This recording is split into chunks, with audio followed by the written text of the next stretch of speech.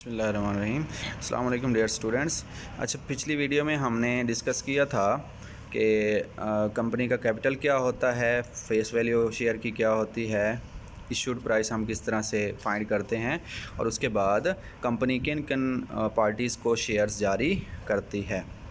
इस वीडियो में हम डिस्कस करेंगे कि जनरल पब्लिक को कंपनी जब शेयर इशू करती है तो उसके लिए अकाउंटिंग प्रोसेस क्या होता है, यानी जर्नल एंट्रीज़ जो हैं वो कौन कौन सी किस तरह से पास की जाती हैं। अब इन पार्टीज़ के लिए हमने अलग अलग डिस्कस करना है। सबसे पहले डिस्कस करते हैं कि जब जनरल पब्लिक को शेयर्स इशू किए जाते हैं तो कंपनी ने क्या करना होता है, यानी journal entries for issue of shares to general public, कि हमने जर्नल में किस तरह से एंट्रीज़ करनी होती हैं। कंपनी ने लोगों को ऑफ़र की कि आप इस कंपनी के शेयर्स परचेज़ कर सकते हैं। लोग दरख्वास्तें एक बैंक में जमा करवाते रहेंगे, वहाँ पे कंपनी का उस बैंक में प्रॉस्पेक्टस पड़ा होगा, लोग प्रॉस्पेक्टस ले जाएंगे, उसमें कंपनी की सारी तफसीलात होंगी, वो उसको स्टडी करेंगे। अगर वो समझते हैं कि उन्हें शेयर ख़रीदने चाहिए तो वो दरख्वास्तें जमा करवाएँगे। जब वो बैंक में दरख्वास्तें जमा करवाएँगे, माज़रत, वो जब बैंक में दरख्वास्तें जमा करवाएंगे तो आखिरी जो डेडलाइन होती है, जो आखिरी डेट होती है, उसके बाद कंपनी के नुमाइंदे जाएंगे, वहाँ पे चेक करेंगे कि कितनी दरख्वास्तें वहाँ पे जमा हुई हैं, और अभी तक जो लोगों ने रकम जमा करवाई होगी उसको हम एप्लीकेशन मनी ही कहते हैं। तो जिस डेट को आखिरी डेट होती है उसमें जितनी दरख्वास्तें आ चुकी होती हैं, जितने पैसे कंपनी के अकाउंट में जमा हो चुके होते हैं, तो कंपनी उसकी पहली एंट्री करती है। पहली एंट्री कौन सी होगी? When application money is received, यानी जितनी दरख्वास्तों की रकम कंपनी को मिलती है उसके बैंक अकाउंट में जमा होती है, उससे करेंगे जी। पहली एंट्री कौन सी करेंगे? बैंक अकाउंट को डेबिट करेंगे, क्योंकि कंपनी के पास पैसे आए हैं और बैंक कंपनी का एसेट होता है, इसलिए उसमें इजाफा हो रहा है तो उसको हम डेबिट कर देते हैं। और दूसरे शेयर कैपिटल अकाउंट को क्रेडिट किया जाता है। अब शेयर एप्लीकेशन अकाउंट एक यहाँ पे आर्जी अकाउंट होता है, जो इसी में शेयर कैपिटल इश्यू होने में ही इसको ख़त्म कर दिया जाता है। तो पहली एंट्री जितनी दरख्वास्तें आई हुई होंगी, चाहे वो ओवर सब्सक्रिप्शन होगी, चाहे वो अंडर सब्सक्रिप्शन होगी, चाहे वो बराबर सब्सक्रिप्शन होगी, तो जितनी दरख्वास्तें आई होंगी, जितनी अमाउंट आई होगी, उसकी हमने पहली एंट्री करनी होगी। और किस अमाउंट से करनी होगी? इशूड प्राइस से करनी होगी। इशूड प्राइस हम पहले डिस्कस कर चुके हैं कि वो कितनी होगी। तो पहली एंट्री हमेशा इशूड प्राइस से ही की जाती है, bank account to share application account. अब जी दूसरी एंट्री क्या होगी? अगर ओवर सब्सक्रिप्शन होगी, in case of over subscription excess money is refunded, कि हमने जो लोगों को ऑफ़र किए थे, लोगों ने उससे ज़्यादा दरख्वास्तें जमा करवा दी हैं, तो जितनी एप्लीकेशन ज़्यादा होंगी उनकी रकम हमें वापस लोगों को रिफ़ंड करनी होगी। तो रिफ़ंड के लिए जो हमने पहली एंट्री की है उसी को ही रिवर्स कर दिया जाता है, यानी शेयर एप्लीकेशन अकाउंट को हम डेबिट कर देते हैं और बैंक अकाउंट को क्रेडिट कर देते हैं, और ये एंट्री भी इशूड प्राइस से ही होगी, यानी जितनी अमाउंट हमें बैंक में रिसीव हुई है उतनी ही उन लोगों को वापस करनी होगी।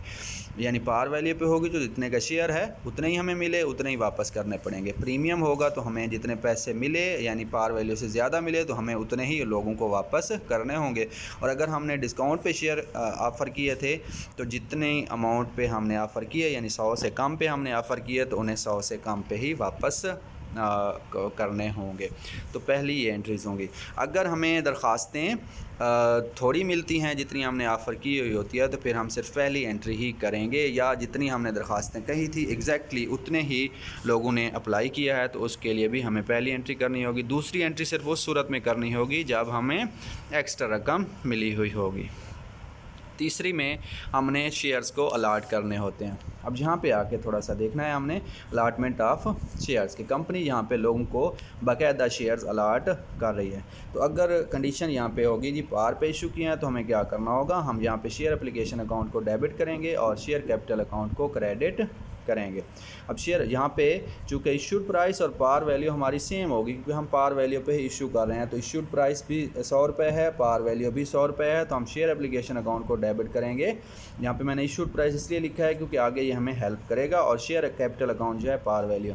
तो एक बात ध्यान में रखिएगा कि शेयर एप्लीकेशन अकाउंट जब भी डेबिट या क्रेडिट होगा तो इशूड प्राइस से होता है, और शेयर कैपिटल अकाउंट हमेशा पार वैल्यू से या फेस वैल्यू से ही क्रेडिट होता है। तो ये तीसरी एंट्री हमारे पास होगी। और अगर हम शेयर्स इशू कर रहे होंगे प्रीमियम पे, तो उस सूरत में क्या होगा? हम शेयर एप्लीकेशन अकाउंट को डेबिट करेंगे इशूड प्राइस से, शेयर कैपिटल को क्रेडिट करेंगे पार वैल्यू से, और जो शेयर प्रीमियम की अमाउंट होगी उसको हमने अलग से क्रेडिट करना होगा। यानी जितने शेयर्स होंगे वो हम जो इशू कर रहे होंगे, अलाटमेंट कर रहे होंगे उनके लोगों को, उसके लिए शेयर एप्लीकेशन यानी शेयर्स जितने होंगे उनको मल्टीप्लाई करेंगे इशूड प्राइस से और हम इसको डेबिट कर देंगे। शेयर कैपिटल मैंने आपको बताया हमेशा पार वैल्यू से क्रेडिट होता है, तो हम जितने शेयर्स होंगे उनको उनकी पार वैल्यू से मल्टीप्लाई करेंगे। और शेयर प्रीमियम के लिए जो पार वैल्यू और इशूड प्राइस का डिफरेंस होगा, जितना प्रीमियम होगा उससे हमने करना होगा। अब यहाँ पे अगर एक ही शेयर कंपनी इशू कर रही है, तो यहाँ पे जो हम एग्जांपल ले रहे हैं कि प्रीमियम की सूरत में 110 पे इशू करते हैं, तो यहाँ पे इशूड प्राइस 110 होगी, शेयर कैपिटल 100 से क्रेडिट होगा और शेयर प्रीमियम जो है वो 10 रुपये से क्रेडिट होगा। जितने शेयर्स होंगे उनसे मल्टीप्लाई कर देंगे तो हमारे पास ये हो जाएगा जी। नेक्स्ट क्या होता है कि हमने शेयर्स जो हैं वो डिस्काउंट पे इशू किए थे, कंडीशन हमारी डिस्काउंट की थी, हम 100 रुपये वाला शेयर 90 में इशू कर रहे थे, तो यहाँ पे शेयर एप्लीकेशन अकाउंट डेबिट होगा इशूड प्राइस से, यानी 100 वाला 90 में इशू कर रहे हैं तो इशूड प्राइस यहाँ पे हमारी 90 होगी, 90 से डेबिट करेंगे। Discount on issue of shares 10 रुपये हमारी डिस्काउंट है, तो डिस्काउंट को भी 10 रुपये से डेबिट कर देंगे और शेयर कैपिटल को पार वैल्यू या फेस वैल्यू से क्रेडिट करेंगे। तो फेस वैल्यू या पार वैल्यू 100 रुपये है तो 100 रुपये करेंगे और डबल एंट्री हमारी कंप्लीट हो जाएगी। 90 से आपने शेयर एप्लीकेशन अकाउंट को डेबिट किया, 10 रुपये से डिस्काउंट को डेबिट किया, तो 100 रुपये से ये दोनों अकाउंट डेबिट हो गया और 100 रुपये से ही शेयर कैपिटल को हमने क्रेडिट कर दिया है। लेकिन यहाँ पे ध्यान में रखिएगा जितने शेयर्स हम अलाट कर रहे होंगे उनके साथ उसको मल्टीप्लाई करना पड़ेगा और ये हमारी एंट्रीज़ होंगी जनरल पब्लिक की सूरत में। यानी अब ये देख लें कि शेयर्स जो हैं वो एक ही प्रॉब्लम में आपको तीनों नहीं दिए जाएंगे, ऐड डिस्काउंट, ऐड प्रीमियम या ऐड पार, तो कोई एक कंडीशन होगी, उसमें हमने देखना होगा कि हम शेयर्स उन लोगों को किस तरह से इशू करते हैं। अच्छा जी, और ये इसका प्रोसेस है, इसको आप देखेंगे। उसके बाद नेक्स्ट वीडियो में मैं इंशाल्लाह आप लोगों को एग्जांपल्स के साथ एक्सप्लेन करूँगा कि एक्चुअली जो है वो हमारे पास एंट्रीज़ किस तरह से होती हैं और हम उनसे प्रॉब्लम्स को किस तरह से सॉल्व कर सकते हैं।